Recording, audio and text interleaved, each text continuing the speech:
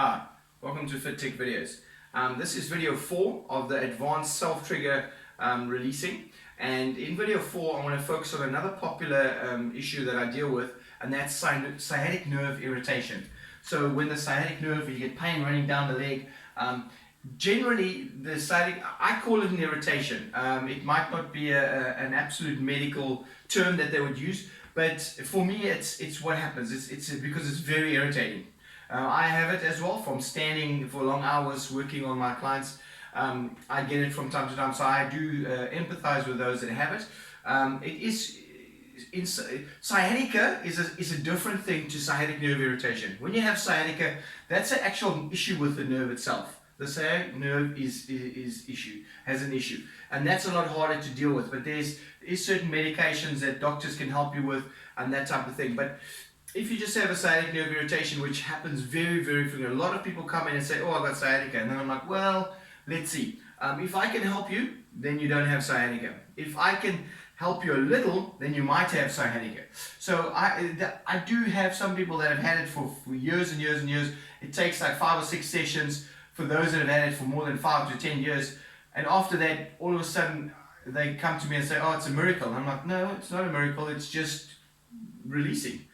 Once you release the muscles, it's amazing how you can release your pain. Remember, pain is an indicator that something is not right. It's like an oil light in a car. And unfortunately, most people just like to stick a band-aid. So when you take painkillers and that, it's like sticking a band-aid. So if I take a sticker, when my car's oil light goes on, I take a sticker, stick it over there and say, problem solved. 100 k's from there, my engine blows up. Oh crap. Now that's what happens. We take painkillers for today because it's sore today. A painkiller is great and it's necessary when it's necessary. I'm not a big fan of it, but yet I do take it when it's necessary. I'd rather like to try and physically sort something out, because a pain is an indication that something's not right in the system.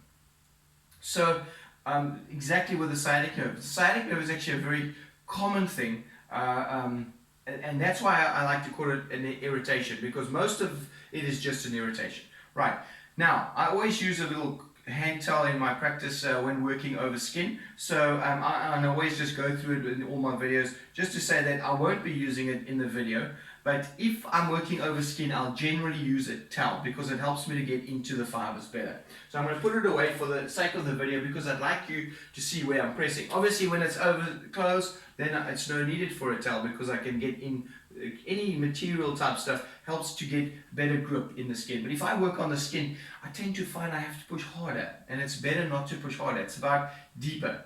If you find yourself struggling to get into a muscle, don't push harder. Just add a little bit more movement. It makes a huge difference.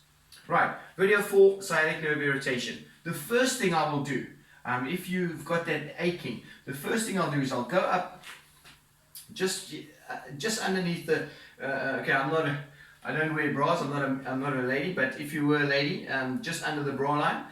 If you're not a lady, ask your wife or a friend, where's the bra line? So just under your chest here, into the top ribs here, and you go in between the ribs. It's quite sensitive. It can be a bit burny, it can be a bit ticklish, although generally you won't tickle yourself. If someone else does it for you, it'll be very ticklish. So if you do it yourself, it'll just be a bit uncomfortable. And in some instances, it'll actually make you like gasp, it'll like take your breath away. It's all good. It's nothing serious as long as you don't push too hard. Now, just a few seconds of stimulating in this area. This is actually a neural lymphatic reflex point, which we'll go through in those specific muscle activation and stimulation videos.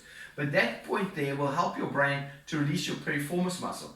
Now, the piriformis muscle is a small muscle that runs parallel over your sciatic nerve, and when that muscle is a bit tight, it can irritate that sciatic nerve. So that's one common place to release. But before you go into the muscle here, because it's a very deep muscle and you don't want to bruise yourself, you can make it worse, do this trigger point, and straight away when you've done that, you'll find an amount of relief. And if it releases a little bit straight away, then you know, wow, okay, this is a sciatic nerve irritation. It's not necessarily bad sciatica, and we can then go and release it further. So then, of course, straight away you want to go and use your cricket ball. So what I would then do is stimulate that glute. So get into this position, just getting the glute stimulated. So work on the muscle and then just move it around a bit, work on the muscle, kick back a bit, work on the muscle, move around, work on the muscle, kick back. That helps you just warm it up, stimulate it, and then you're going to go and take the ball and put it into the wall and then go in there. But remember, the leg that you're stimulating, so I'm going to show you on this side so it's easier to see. The leg you're stimulating is up in the air, and then you can add a bit of movement, side to side movement, get up and down in there. And it's not about hard. That's why I like to do it against the wall and not on the floor. If you sit on a ball, man, that's bad news. So then you go and release that glute very well, and you can go all the way up into that glute. While you're in that glute, you can go up into the medial glute and a bit into the TFL. It's all good to release that.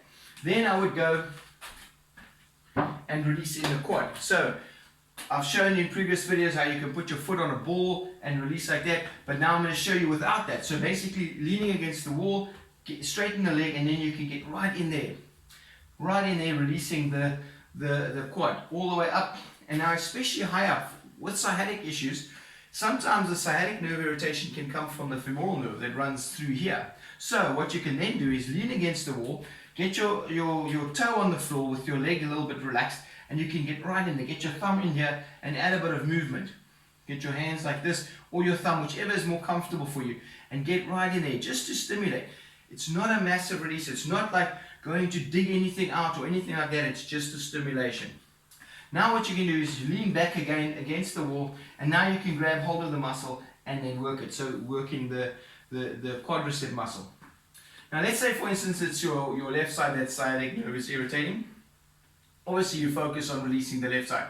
But in my practice I always do both sides, because you never know. Your big toe on the right side could be sore, which makes you walk slightly different, which then makes you get sciatic pain on this side. So then you just focus on this sciatic pain, you release this leg, it feels great. 2 days later it comes back. Why? Because something is wrong on the other side. So I believe releasing both sides makes the best. That's the best. The best result comes from releasing both sides.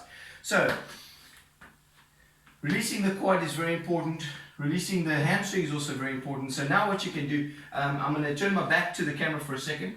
Holding on here, I've shown you the hamstring release in the previous video. In video 3 with hip and knee pain, I showed you how to release the hamstring on the ball. Now I'm going to show you without the ball. So you're going to take your leg, relax it down there, leaning against the wall, and you can just grip in there. Now what you can do is you add a bit of movement. So you go in there, add a bit of movement. Go in there, and that's a great way of doing it. You can also lean against the wall, grab hold of the hamstring in this position, and kind of kick out like that. Very good way to release as well.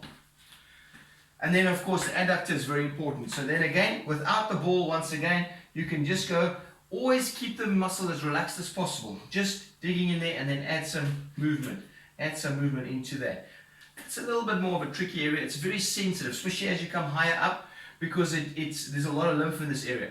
So add a lot of loose stimulation, and you'll find as you go it will allow you deeper and deeper, and then you'll start feeling like, oh, there's a trigger point. Then you add a bit of movement, and then if you really need to, you take the foam roller and you can release in there. Now if you don't have a foam roller, you can even use a 2-liter Coke bottle. Fill it with water so it's got a little bit more, make sure that the lid is nice and tight, and you can use that. You can use a downpipe, you can use a piece of downpipe. Anything you use, it's just as long as you're not resting your whole weight on it and bruising yourself. That's the most important thing.